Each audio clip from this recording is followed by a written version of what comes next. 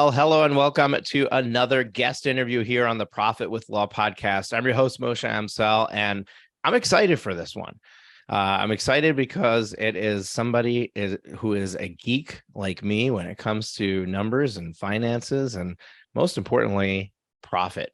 As you can guess, the person that we're going to be talking to has an accounting background, CPA, and she focuses on money conversations with her clients.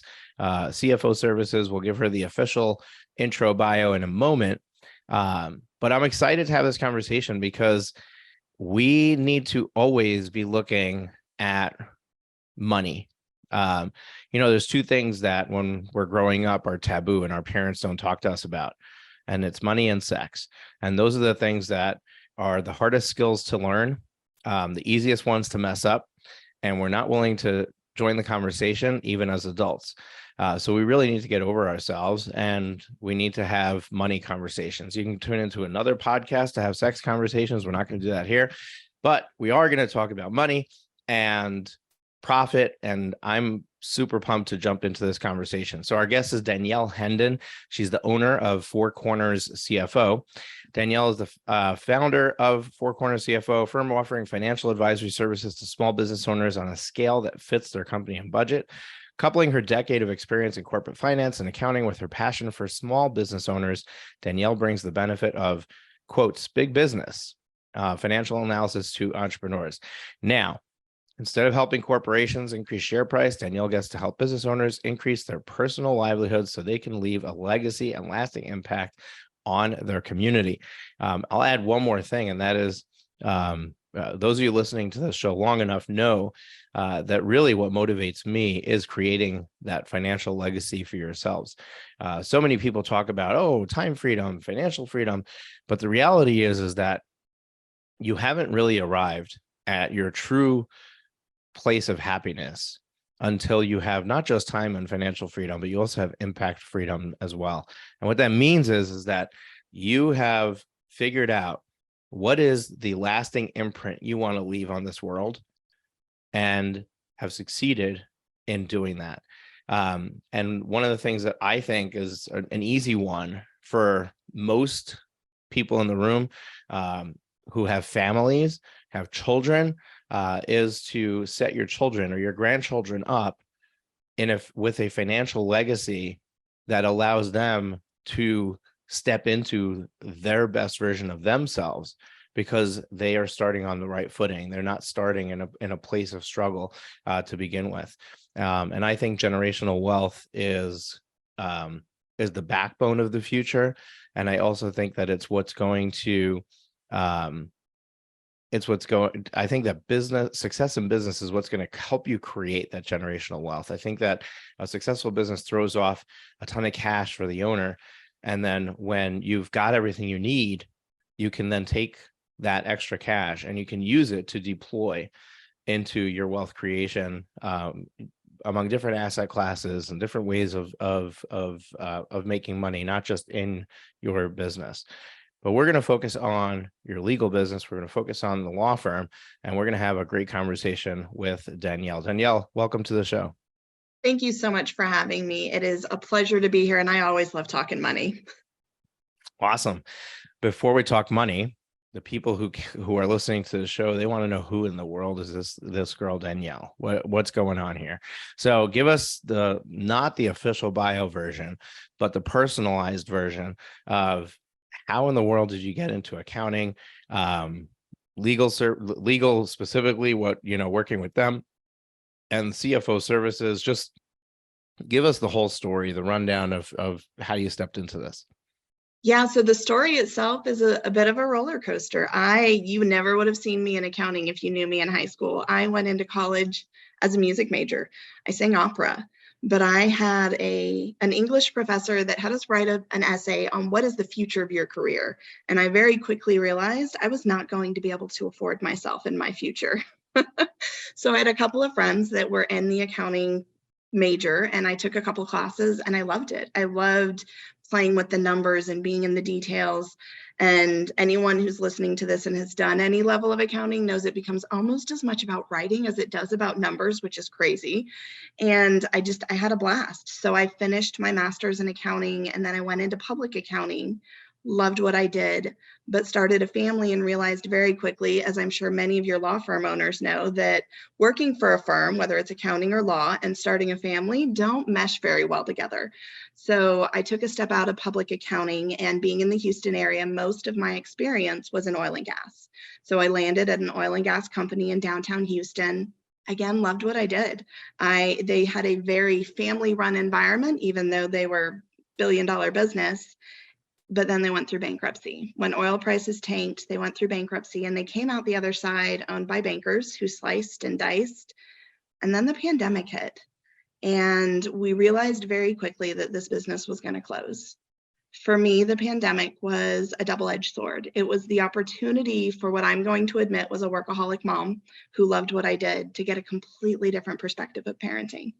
I wasn't just get them to school and then go to work mom. I was get them to swim practice, get them to musical theater. I got to know their friends and their teachers and their coaches, and I didn't want to give that up. So I realized I had a really unique opportunity with oil and gas closing. They take good care of their people when they close. I had the chance to try something new. And while I could have gone back into corporate and run an audit department, run an accounting group, I wanted to do something that had more impact. Like you said, you want to have that legacy, not just for your family and financially, but you want to be able to have an impact and a purpose in the world. And I was gracious to a friend of mine who introduced me to a fractional CFO that ran her own business. And I'm going to be honest, I have been blessed and gracious through all of this in the sense that people are so giving in the small business community.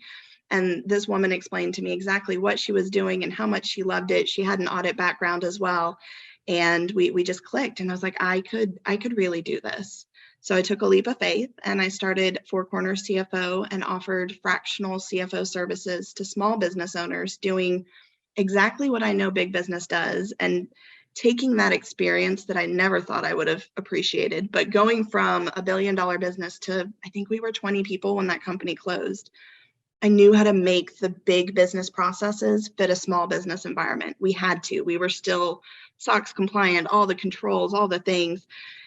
We had to make it fit. So I knew how to take those same concepts to a small business owner and say, look, we can use these processes to build a budget, build a cash flow that makes sense, and grow your business with the financial information that gives you the confidence to take that next step. We all get that gut feeling of we need to do something, but without a little bit of confidence and a little bit of footing, it's hard to take that step.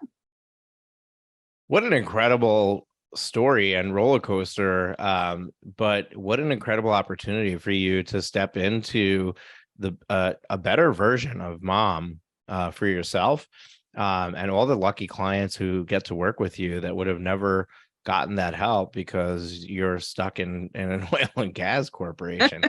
But for our entertainment's sake, I'm going to share a Houston opera singer story with you because you got two check marks. So my daughter lives in Houston, by the way, and she recently got engaged. So we were flying down to Houston for the engagement party. Now, we actually flew down 2 separate weekends because in the Jewish community, when you get engaged, there's the initial just immediate family that comes to celebrate the couple. They call it the l'chaim. Most people associate l'chaim with drinking. It's exactly what it is. It's you get together, have a couple of shots, and congratulate.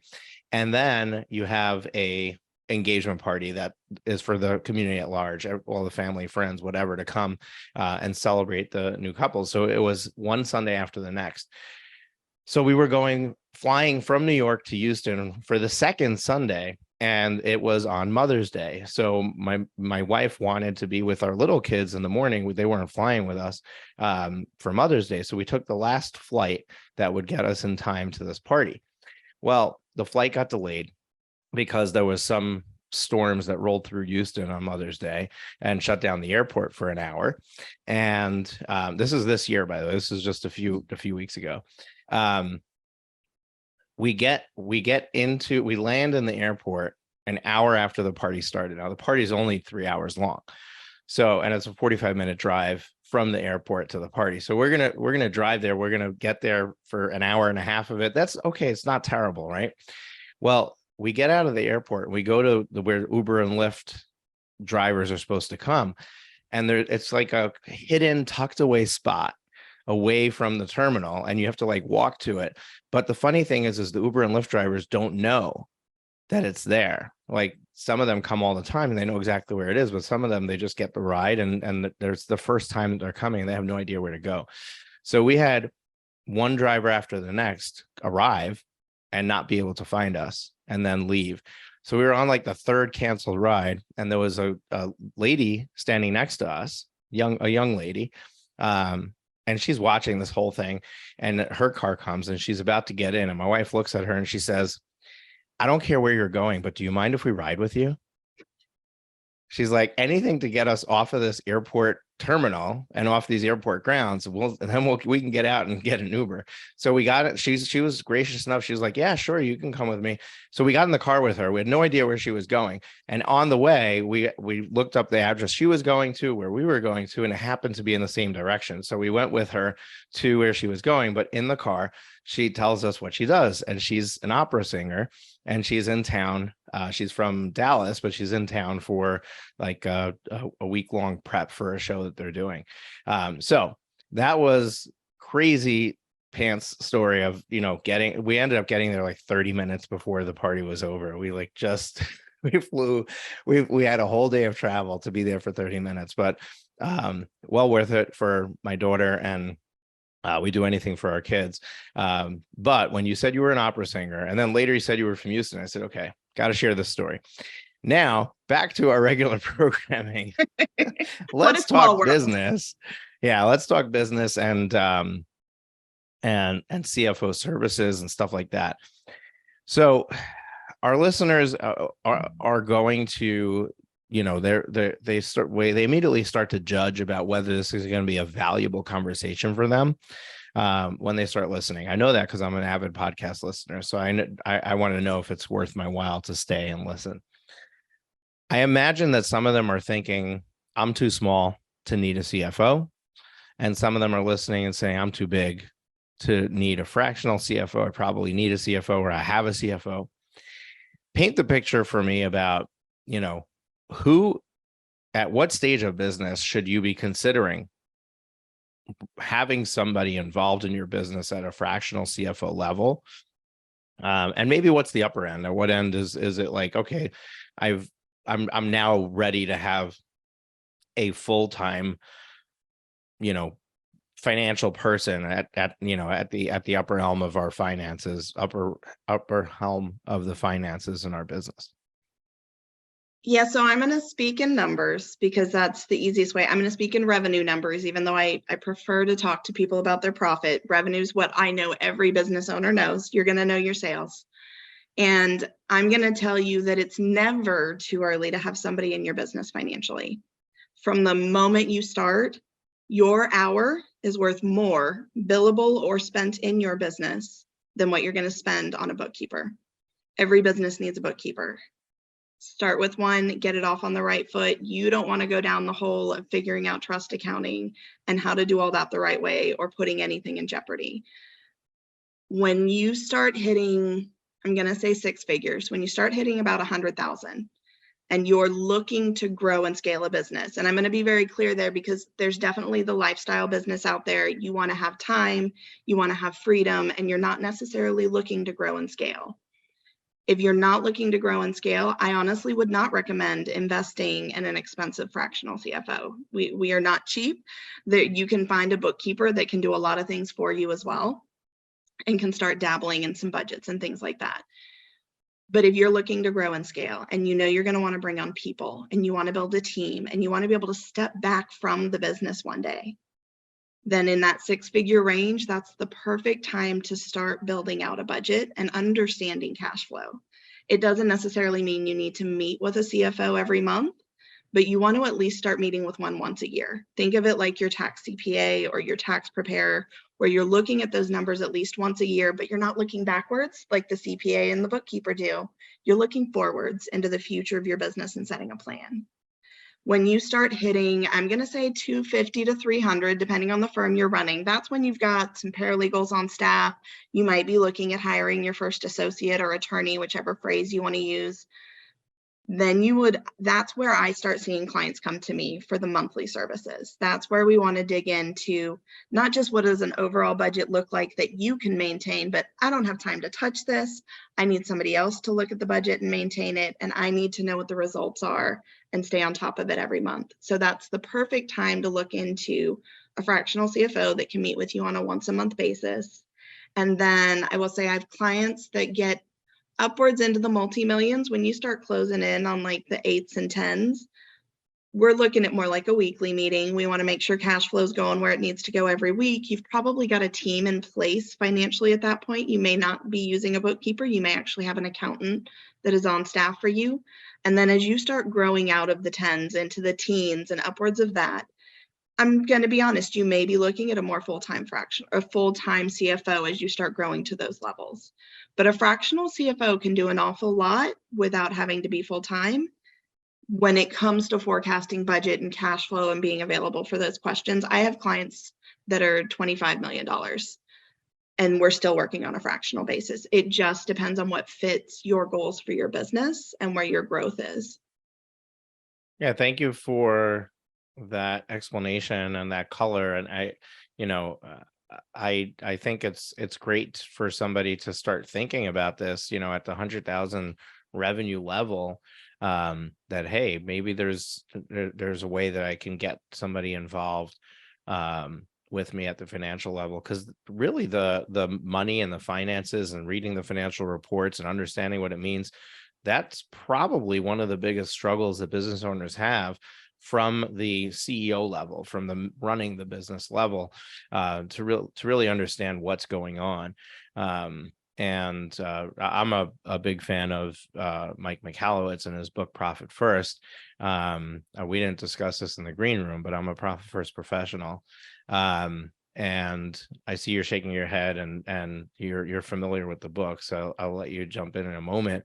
But he dubs the way that the typical business owner operates with a name, which I love, and I use it all the time, and that's bank balance accounting.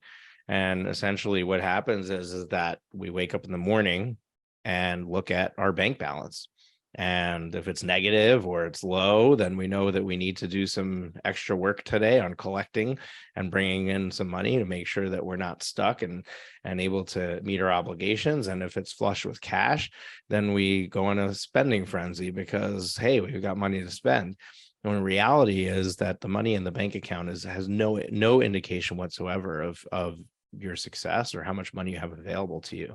And you really need to understand that there's a lot more to it than just what you see in the bank account. So I'll let you jump in. What's your experience with Profit First and Mike Michalowicz, and any thoughts on that? So I am not a Profit First professional, but I am a huge Profit First fan. I don't do bookkeeping in my business, so I didn't go through the full certification, but I love everything he teaches in the book. I think there is so much value to the mindset aspect of paying yourself first. And I say it all the time, anywhere I speak, if you are not paying yourself, first of all, you need to be paying yourself. If you're not paying yourself, we need to figure out a way so that you're paying yourself something. And if you aren't paying yourself what you're worth, we need to be working towards that, because you are worth so much more than you charge. I can guarantee it to anybody listening to this. And making sure that we're using every tool available to us, whether you're a bigger business and we're looking at productivity, or you're a smaller business and we're just looking at building the habit of paying yourself. That is a huge mindset leap and tool that is at your disposal to use, and to make sure that you're growing a business that's going to be sustainable. Because if you are not taking care of you in your business, you're not going to stick around to serve other people for very long. Yeah, love that, and your authenticity with sharing your experience with it. I I think that there's a ton of value in separating the pieces of the pie. But ultimately, I think that it all goes back to understanding what makes a healthy business. And one of the things you said at the beginning, when you were answering the question of size of business, you said, "Well, I'm a numbers person. I'm gonna focus on revenue because everybody knows their sales, even though I would love to focus on profit."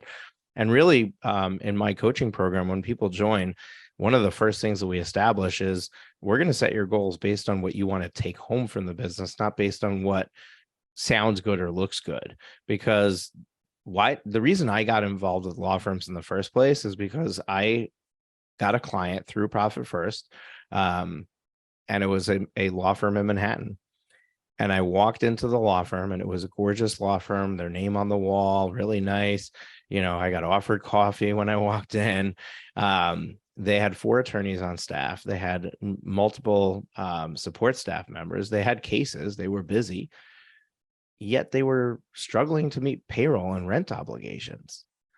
And we dove into that, and I worked on helping them to resolve that. And in the process, they referred me to another law firm. Before I knew it, I had 5 law firms as clients. 4 of the 5 firms had the same problem.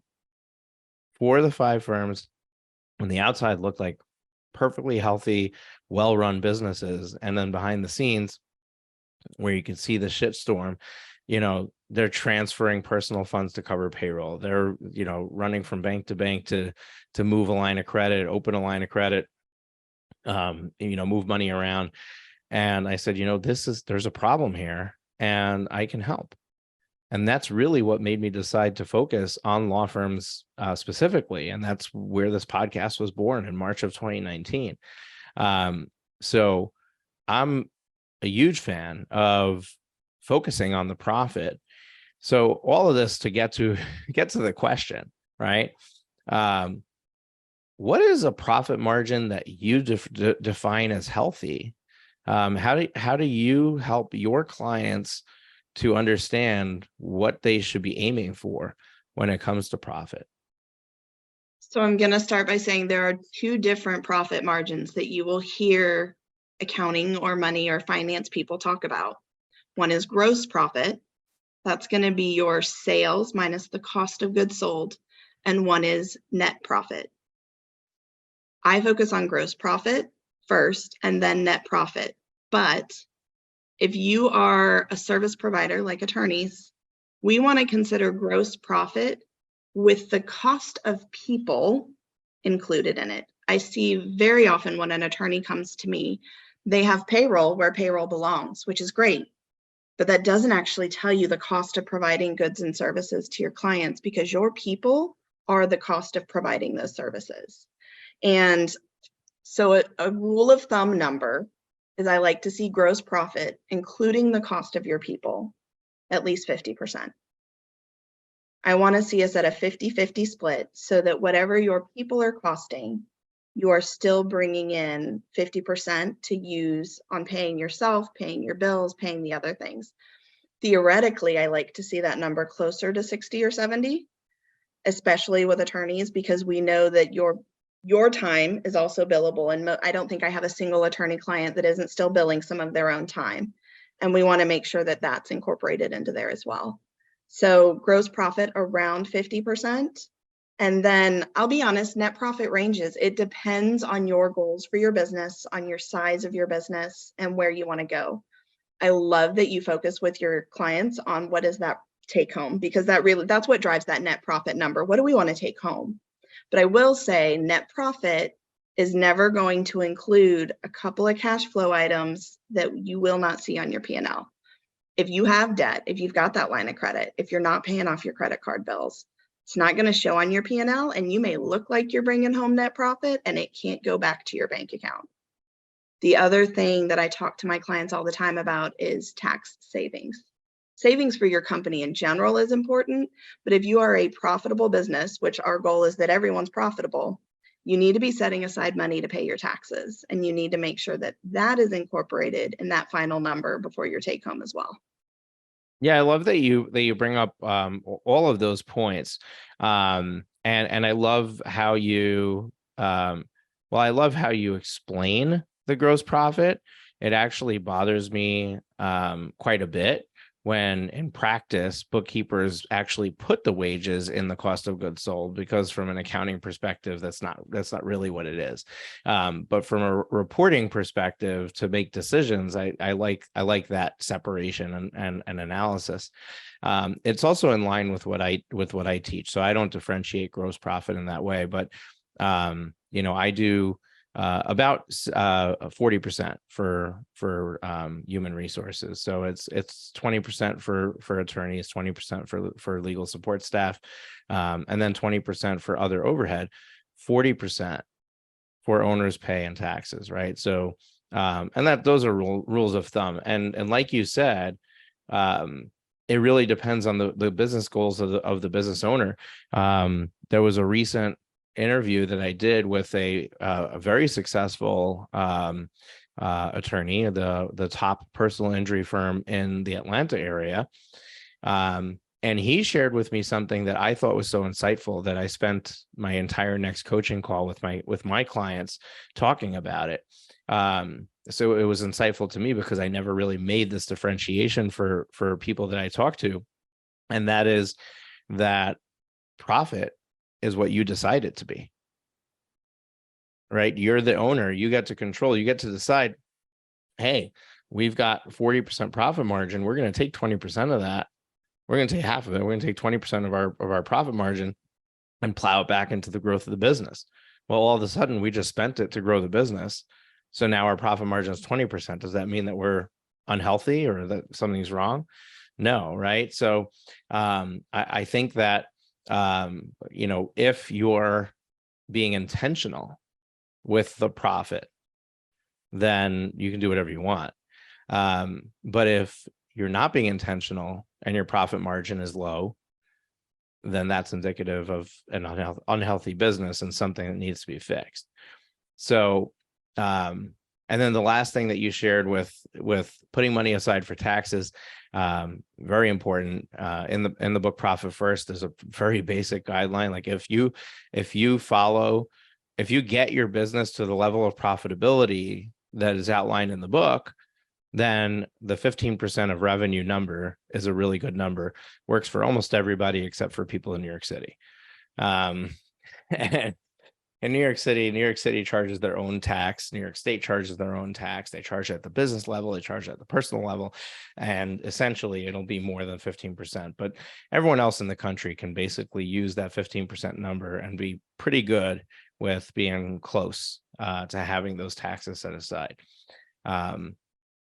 So let's switch gears for a moment. So we know what our profit margin should be. And where we want it to be. When you work with clients and their profit margin is not there, how do you determine where they should focus their efforts on fixing that? There are 3 profit levers that any business can pull, and these are the same profit levers big corporations pull.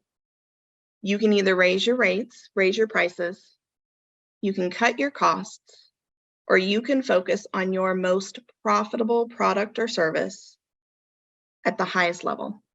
And when I say that, I mean, if you are profiting 80% on one of your paralegal services versus 50% on one of your attorneys, is there more that you can pull that paralegal into than the attorney, and you're actually making more money?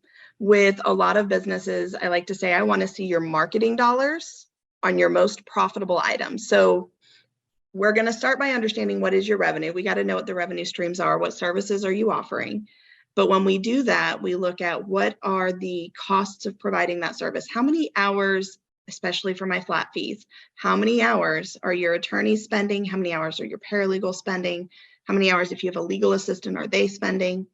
And what is the net profit of that flat fee item? If it's an hourly, like I just said, you want to focus on the people that are more productive and profitable to you in the hourly component. But flat fee, there is so much room in those flat fee services to dig into what are you actually making. And then based on your expectation, we go pull, if you're using Clio, we're going to run the Clio hour, whatever system you're using. How much time are your people actually spending to close that case? to close that matter? How many hours are going into it? And what is your actual profit margin? Because when you understand actuals to expectations, and this goes across the board for everything, not just your revenue, but your budget, your cash flow, when you can match actuals to expectations, you get to ask why they don't line up. And when it comes to your people and your services, the why might be, do we have an intake problem? Did we not identify the right fit for this person? Should we have charged something differently? Do we have a people problem? Do we need to help somebody focus, or are they going through something? Is there something going on with our people? Do we have a training problem? Do they not have the right tools, systems, and education to get what they need to get done in the time I thought it would take? And really identifying those problems so you can take action to fix them. So all of that to say, I don't know that there's one place I would focus in particular with clients. It depends where they are in their business. But I can promise you, almost everybody can raise their rates, especially in today's market. Everybody can probably do to raise some rates. We all have some subscription service, something we put on the credit card, forgot that we were doing, that we can find in an expense review and cut costs. And then really digging into what is your most profitable product or service, and is it really as profitable as you think it should be? So really good stuff. And I love the three levers. And one thing that I really love that you shared, and it's worth repeating, is this idea of the geez, I just lost my train of thought. Now this is gonna be like the first time that I ask my editor to edit it out, or maybe I don't, right? Let's make this real. This is numbers, right? People lose their train of thought on numbers all the time. It'll come back to me. It will. It'll come back to me as soon as I go on to the next thought. That's when it's going to catch up, and it's going to be like processing error. Here we go. Need some more RAM. There was something that you shared that I thought was worth repeating, and that, yeah, it'll come back. But moving on. So 3 levers. One lever is the price that you're charging. And you indicated that there's always room for that price to go up, which absolutely 100% agree with you. I heard somebody recently was bashing coaches because they that's their answer to everything, is just raise your prices. But I do think that there's a way to do it logically. I recently had a conversation with Rocky Lalvani on the podcast. I don't have an episode number because I just did the interview this morning.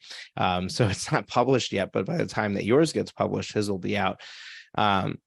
And we had a conversation about, how do you determine the price based on your input costs, right? Like if you know what your input costs are, what should the markup be? And I'm curious to know if you have a thought on that. So I don't necessarily do it by input costs, because I'm a huge fan of that other profit lever. If you know somebody that you can get, a $20 an hour paralegal versus a $30 an hour, and they can do the same value of work. I'm a big proponent of value-based pricing and making sure that you're pricing by the value of what you're giving. And I know, at least in our area, the attorneys that I've worked with down here, you're able to go look at what are the average rates going for right now? Like what is the Bar Association publishing as rates? And I'm curious how far off you are and where are we at in that number? Yeah, it's interesting because flat fee is still a fairly new idea. It depends on the practice area. If you're doing estate planning, and so many are already doing flat fee, it's pretty much widely adopted. Criminal also for small crimes is also very often flat fee. That's pretty widely adopted. But if you go to something like family law, where it's widely hourly and you're flat fee, you don't necessarily have something to compare to, and the world's your oyster, right? Like you can charge whatever you want and just see what happens. See if you're getting clients or not getting clients. One of the things that I suggest that you do if you are embarking on that journey is to do it in phases. So figure out what is the smallest commitment that they can make to do the smallest chunk of this divorce that would get them to some level of completion, and lay that out as phase 1, because that creates a lower barrier to entry. If they think of the overall divorce and you tell them, hey, average divorces are $20,000, so we need $20,000 to proceed.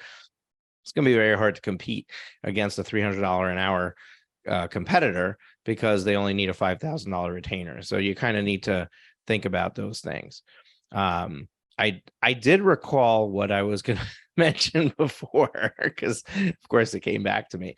But you had shared this idea of looking at your most profitable item and then focusing your marketing dollars on it. And that's something that I think that intellectually we understand. Like if I have something that's more profitable, so let's take an estate planning attorney, right?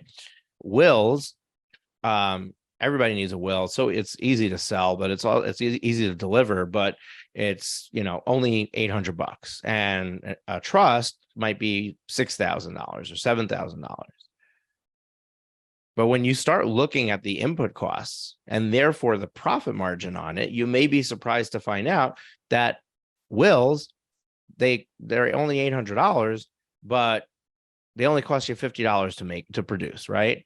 Or you might find on the other side that trusts only cost you $1,000 to produce, but you're able to charge $6,000 or $7,000 and has a much bigger markup, right?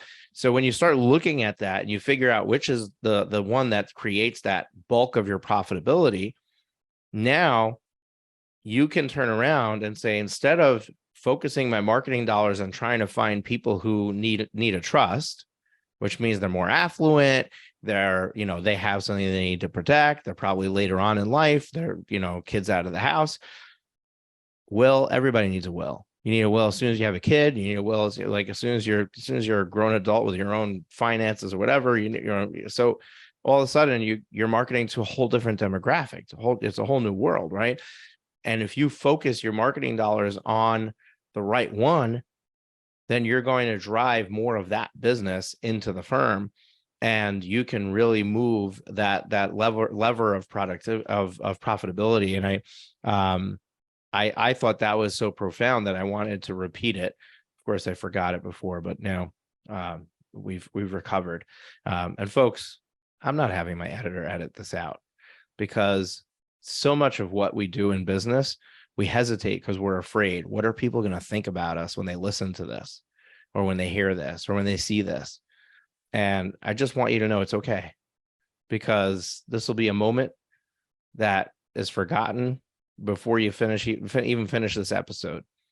And you're going to gain a ton of value out of it anyway. And imagine if I chose not to do the episode, or not to even do the podcast, because I was afraid of what you might think when I mess up.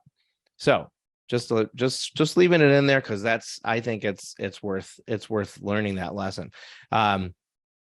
Danielle, profit levers, awesome.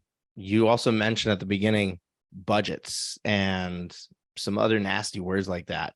Can you just give a little bit of color to what a business owner should typically be focusing on, and how to use those tools? A budget does not have to be complicated. It doesn't have to be scary. It doesn't even have to go very far if you don't want it to. We start by looking at your P&L.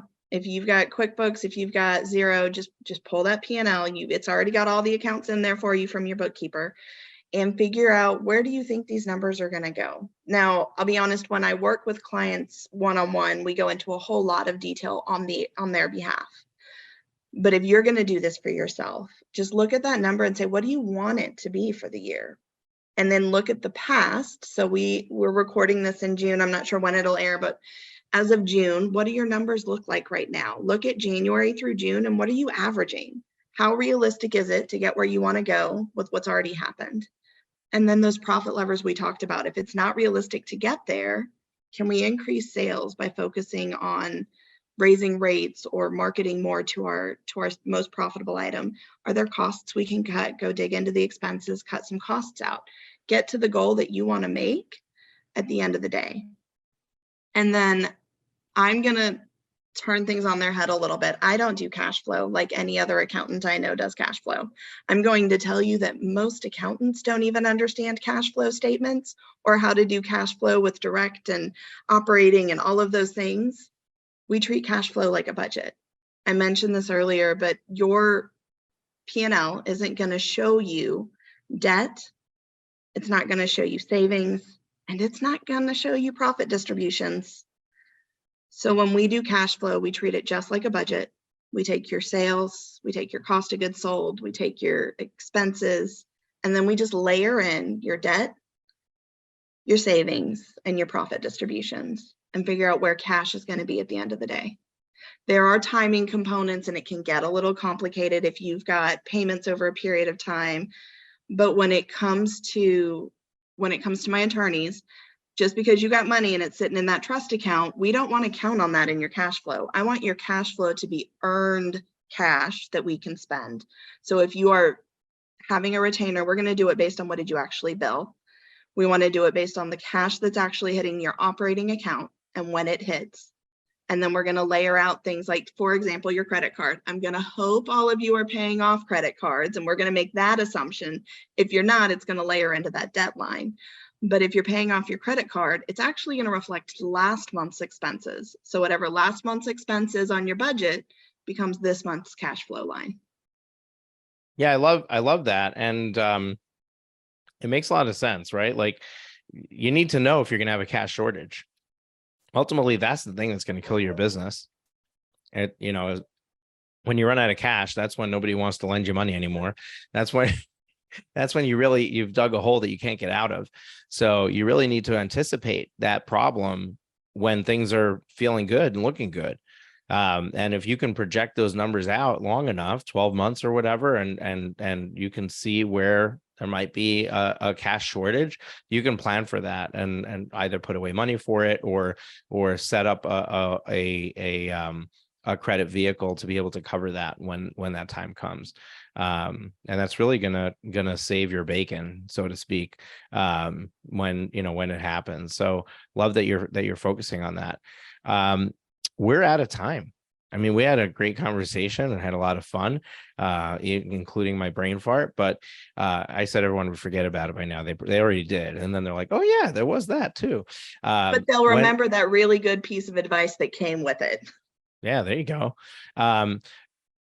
Two things that I do when we close the show out, and I'm going to give you the mic, and I want you to do this. I want you to, number one, share with our audience your number one piece of advice, lasting words of wisdom that you want to leave with them as we close this out.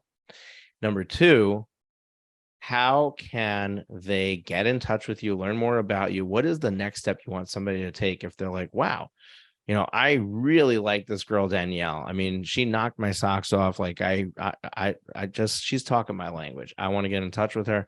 What is the next step for them to take?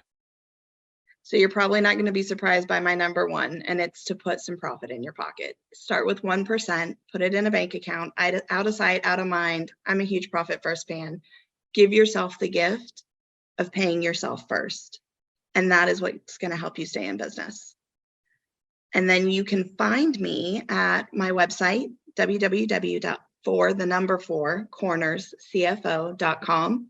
And we're going to have a special page set up just for you guys. And it's going to be fourcornerscfo.com/profitwithlaw. Awesome. Love that. We'll link up that URL in the show notes for this episode, which you can see in your podcast player in the description or at profitwithlaw.com. I have a curious question for you, Danielle. Four Corners CFO, what's the four corners? The foundation to any successful business is your finances. And that's what the four corners means to me. It's setting that foundation in your business. Okay. Or is the intersection where sales and expenses collide, or, I don't know. I thought maybe you have an office on each corner, but love the episode, love the conversation. And if you did too, I want to make sure that you're subscribed to the show. So look in your podcast player, make sure you hit that subscribe button. And if you want to know what Danielle looks like, all of our recorded audio and video episodes are repurposed on YouTube as well. We launched a YouTube channel in March of 2023. It's brand new, but we're doing something really cool with it. First of all, we recorded exclusive content for YouTube, which you need to go there and watch. Those are easily digestible 3 to 6 minute videos that will help you in the growth of your business.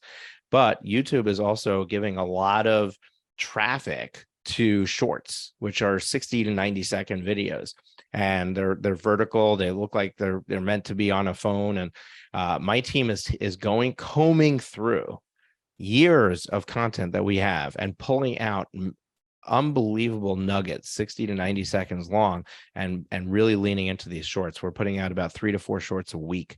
So you want to make sure you subscribe to our YouTube channel. Go to profitwithlaw.com/YouTube, hit that subscribe button so that you can just get hit with a dose, a little nugget every day, every other day. That's just going to help you get the kick in the pants you need and take the next step in your business. Great conversation, Danielle. Thank you for being with us. And folks, we'll catch you next week. We're here every Thursday with another great interview here on the podcast. We might pepper in some bonus episodes in between, but you can be sure that when you wake up Thursday morning and open your podcast player, you will find the very next interview, great conversation, something that you can sink your teeth into and actually take action from and move the needle in your business. Take care. We'll see you next week.